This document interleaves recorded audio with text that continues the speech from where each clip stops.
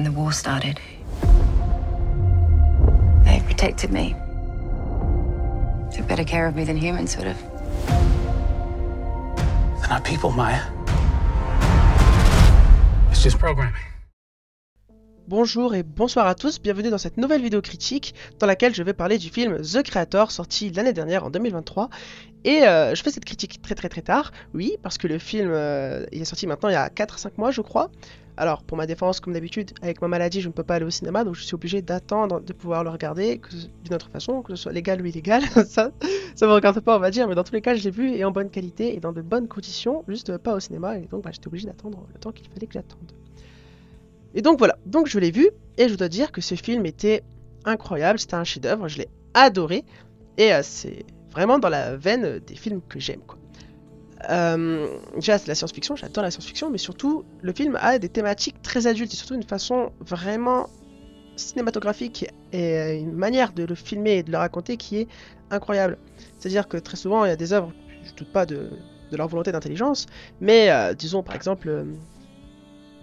prenons par exemple Star Wars, un univers que je parle beaucoup sur cette chaîne, eh bien c'est du grand cinéma on va dire au niveau visuel, mais au niveau du scénario, excusez-moi, mais presque aucun Star Wars n'atteint la cheville vraiment de Star Wars Rogue One, de Star Wars 3 et de Star Wars 8. Ça c'est les trois grands Star Wars vraiment thématiques en termes de films. Il y a aussi la série Andor qui est incroyable au niveau thématique. Et là on a un film qui est pareil, et ce qui est bien c'est que c'est un film qui a le même réalisateur que Rogue One. D'ailleurs c'est ça qui m'a convaincu de le regarder, et il a aussi une importance avec Star Wars Andor, mais je sais plus si c'est parce que c'est le réalisateur ou l'univers, bref dans tous les cas c'est aussi adulte, c'est tout aussi merveilleux, on va pas se mentir, c'est incroyable. Alors de base je suis pas vraiment sensible au sujet des IA, des robots et tout, parce que moi je suis un peu dans le camp des c'est juste des machines, on s'en fout, peu importe l'apparence qu'on leur donne, elles sont programmées, pas de vie, pas d'âme, pour moi ça c'est que de la science-fiction, mais je suis quand même venu à me demander si une machine arrivait à simuler parfaitement la vie, que même nous commencions à douter qu'ils soient vivants ou faux, est-ce que d'un certain côté, ça ne veut pas dire qu'ils sont réels? Donc je me suis laissé dire et je me suis laissé embarquer dans l'histoire. Bien que c'est pas une thématique que j'ai l'habitude d'apprécier, parce que pour moi des machines c'est des machines, j'en ai rien à faire, si c'est moi qui l'ai acheté, oui, si c'est pas moi qui l'ai acheté, je m'en fous totalement. Pour moi un robot c'est comme une Xbox, c'est juste une machine quoi. Donc j'avais pas spécialement de sentiments pour les machines pour le coup, j'ai vraiment beaucoup plus de sentiments pour le personnage principal et sa relation avec sa femme qu'il a perdue. Ça c'est les seuls points où j'ai eu de sentiments. Je suis désolé mais j'ai vraiment essayé de me laisser avoir. Je me suis dit ok c'est un robot mais essayons à voir, mais non j'arrive pas à m'attacher à eux. Pourquoi? Pas parce que ce sont des machines. Donc voilà, je m'attachais pas vraiment à eux. Mais je comprends vraiment, c'est pas parce que moi personnellement je ne me suis pas attaché à eux que je ne suis pas assez mature ou assez intelligent pour comprendre ce que veut dire l'œuvre. Et même si moi je ne me suis pas attaché à eux, j'ai absolument compris et j'ai absolument adoré. Donc voilà. Après personnellement je change pas d'avis, pour moi ce sont que des machines, mais disons que le film est quand même hyper touchant de ce point de vue là plutôt, sachant que machines et humains cohabitent ensemble en Nouvelle-Asie et ça je trouve ça très cool. Il y a aussi par rapport à ça justement que les humains et les machines cohabitent ensemble, j'ai pas trop compris. Parce qu'il semble que les États-Unis ne soient pas en guerre contre les armées régulières de la Nouvelle-Asie, mais contre des milices. Donc est-ce que les États-Unis occupent toute la Nouvelle-Asie? Est-ce que l'armée de la Nouvelle-Asie n'existe pas ou ne défend pas ces milices? Voilà, il y a aucune explication vraiment géopolitique. Tout ce qu'on sait, c'est que la police est de mèche avec les milices. Mais dans ce cas-là, pourquoi est-ce que le policier a essayé de tuer Alfie? Ça, pour le coup, ça me dépasse. J'avoue que j'ai aucune explication là-dessus. Si jamais vous en avez une, je suis preneur, il n'y a pas de souci. Mais voilà, donc vraiment, à part ce manque de contexte géopolitique ou géostratégique, c'était vraiment génial. Il n'y a rien à dire dessus. Les scènes d'action, les émotions, j'essaie de faire des rimes en on. La maturité de cette œuvre est juste incroyable. Alors, j'ai pu voir quelques critiques par-ci par-là, des gens qui disaient qu'il y avait beaucoup d'incohérences. Je peux dire que c'est vrai, il y a parfois des moments où on se dit pourquoi il y a ça, qu'est-ce qui se passe? Par exemple, alors là c'est plus par rapport à un plan, mais il y a des moments où il y a un cut et t'as pas l'impression qu'ils aient beaucoup marché, ce genre de choses. Et aussi le fait que, en fait je comprends pas, par exemple, alors c'est la scène du laboratoire au début, là où ils vont chercher Alfie, ils veulent passer inaperçus, d'accord, il n'y a pas de souci. Mais pourquoi dans ce cas-là il faut passer le gros nomade juste à côté? Non, moi ça je dis, tous les gens qui sont en dessous, ils voient le nomade au-dessus d'eux, ils disent ça y est, ils sont là pour nous quoi. Donc là, ils font passer le gros nomade au-dessus de la base secrète, et ils partent du principe qu'ils vont pas savoir qu'ils sont là. alors que bah évidemment, ils ont su qu'ils étaient là. Enfin voilà, ça c'est une incohérence pour moi, grande incohérence ou une petite, je sais pas. En tout cas pour moi c'en est une, c'est certain. Ensuite qu'est-ce que je peux dire? Il y a des petites incohérences scénaristiques, peut-être.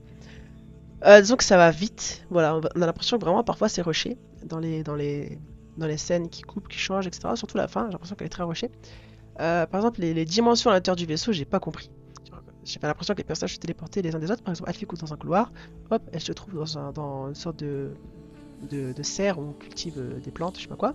Ok, et puis d'un coup elle se téléporte ailleurs, et puis c'est pareil pour le mec, alors j'ai oublié son prénom, c'est Joshua je crois. Il se téléporte aussi également dedans et tout, enfin bref, c'est pas très grave, vraiment. Tout ce que je dis c'est que du chipotage, c'est pas grave, ce n'est pas grave. Parce qu'à côté de ça, l'œuvre est incroyable, il y a vraiment de tout. Si vous aimez Star Wars, si vous aimez la science-fiction, si vous aimez des histoires de guerre, si vous aimez avoir des émotions, ressentir des choses, avoir un propos philosophique, il faut le regarder vraiment. Tout le but de l'œuvre, c'est avoir un propos philosophique. Même si je vous ai dit que moi, personnellement, je ne suis pas touché par ce propos philosophique, parce que pour moi, j'arrive pas à concevoir que ce ne sont pas des machines, eh bien, ça reste néanmoins un propos philosophique, et je l'ai apprécié, parce que je comprends ce qu'ils ont voulu dire, je comprends les deux points de vue, je comprends ce qu'ils défendent. Et voilà, après, comme je l'ai dit, je change pas mon point de vue, mais c'est ça, et c'était génial. Ce film était génial. Et les musiques aussi. Incroyable. Alors, c'est peut-être des musiques d'ambiance par moment, par-ci par-là, mais honnêtement, c'était génial, c'était incroyable, il n'y a rien à dire. Waouh. Non, sérieusement, ça fait un moment que j'avais pas regardé un film qui m'a autant bouleversé. Je crois que le dernier film qui m'a autant bouleversé, c'était de tête, hein. Vraiment. C'est peut-être The Suicide Squad ou alors Esther 1, honnêtement, je sais plus. Alors, en termes de films populaires, on va dire, parce que j'ai quand même des films moins populaires qui m'ont bouleversé, mais pas forcément dans le bon sens. Par exemple, un film d'horreur, ce genre de choses-là. Voilà, je me rappelle quand même, mais c'est pas non plus des films. C'est pas ce que je considère comme des grands films, quoi. Donc voilà. Que dire de plus dessus? Ben, les effets spéciaux, honnêtement, j'ai vu comme quoi le film avait coûté avait coûté 80 millions de dollars, et je dois dire que, honnêtement, les effets spéciaux, c'est incroyable. Et je comprends pas comment les films Marvel, DC Comics, etc., ils osent sortir des films avec des effets spéciaux qui ont coûté beaucoup plus. Enfin, ils ont sorti des films avec beaucoup plus d'argent, avec des effets spéciaux pourris. Quand je vois ce dont ils sont capables avec 80 millions, maintenant j'aurais aucun scrupule à cracher sur la qualité visuelle d'un film. 80 millions avec une qualité visuelle incroyable comme ça, excusez-moi, mais quand à côté vous voyez qu'il y a des films Marvel ou DC Comics qui coûtent 300 millions ou 500 millions, etc., et que les effets spéciaux sont pourris, alors certains c'est plus excusable que d'autres. Par exemple, Aquaman, bon, c'est pas horrible Aquaman, moi j'ai apprécié, j'ai pas remarqué trop les effets spéciaux, mais on va dire qu'Aquaman, si les effets spéciaux sont un peu plus moches, c'est normal, tout le film doit être entièrement en effets spéciaux étant donné qu'il y a que de l'eau partout, donc oui, ça coûte forcément plus cher de facto, donc oui, je comprends que ce soit un peu mal fait par moment ou des trucs comme ça. Mais quand c'est une œuvre normale, on va dire, il n'y a aucune justification, honnêtement, aucune. Non, là, il n'y en a aucune. Alors, j'ai pas vu les films Marvel parce que j'aime pas Marvel, mais de ce que j'ai pu voir comme bande-annonce ou comme scène ou comme critique, etc., c'est dégueulasse, c'est laid, les dernières productions. Je veux dire, là, il n'y a aucune excuse. Là, ça va être pareil avec Star Wars, je vous préviens, les prochains films Star Wars qu'ils vont sortir. Alors, Star Wars, ça va, généralement, les films, ils sont vraiment nickel. Les 3 derniers films Star Wars étaient incroyables au niveau des effets spéciaux. Il y a vraiment génial. Mais si le prochain film Star Wars, il est nul au niveau des effets spéciaux, là, ça va cracher dessus, je vous préviens. Mais sinon, voilà. Alors, ça, c'est vraiment le truc qui m'a choqué. Et maintenant, c'est sûr que mes standards au niveau des effets spéciaux vont radicalement augmenter parce que c'est une honte que des gros studios ne puissent pas offrir des meilleurs effets spéciaux. Alors, pour des séries, c'est différent. On parle que des films, évidemment. Et donc, voilà. Une note que je pourrais donner à ce film, honnêtement, ce serait honnêtement 4 étoiles sur 5. Peut-être pas 5, parce que oui, comme je disais, il y a quand même des erreurs, il y a quand même parfois des manques d'incohérence, un manque de contextualisation, ce genre de choses-là, mais franchement, c'est un film qui est incroyable pour tout le reste, donc je ne mettrai pas 5 sur 5 parce que c'est déjà un film parfait, vraiment, ça n'existe pas vraiment. Mais objectivement, allez, 4,5 sur 5, là c'est incroyable. Je pense que si vous aimez Star Wars, si vous aimez la science-fiction, si vous aimez la philosophie, ce genre de choses, vous allez adorer. Alors foncez. Donc n'hésitez pas à me dire ce que vous en avez pensé dans les commentaires. Puis moi je vous dis à plus pour de prochaines vidéos. Voilà, donc les 4 vidéos pour le mois de janvier je les ai tournées. Celle-ci c'est la dernière que j'ai tournée, alors elles ne sortiront pas dans l'ordre évidemment. Donc je vais commencer à penser aux vidéos pour le mois après janvier. Bon, je sais plus c'est lequel, c'est un mois. Et voilà, n'hésitez pas à rejoindre le Discord de la chaîne, n'hésitez pas à vous abonner, n'hésitez pas à me suivre sur les autres réseaux sociaux. Et moi je vous dis à plus pour de prochaines vidéos.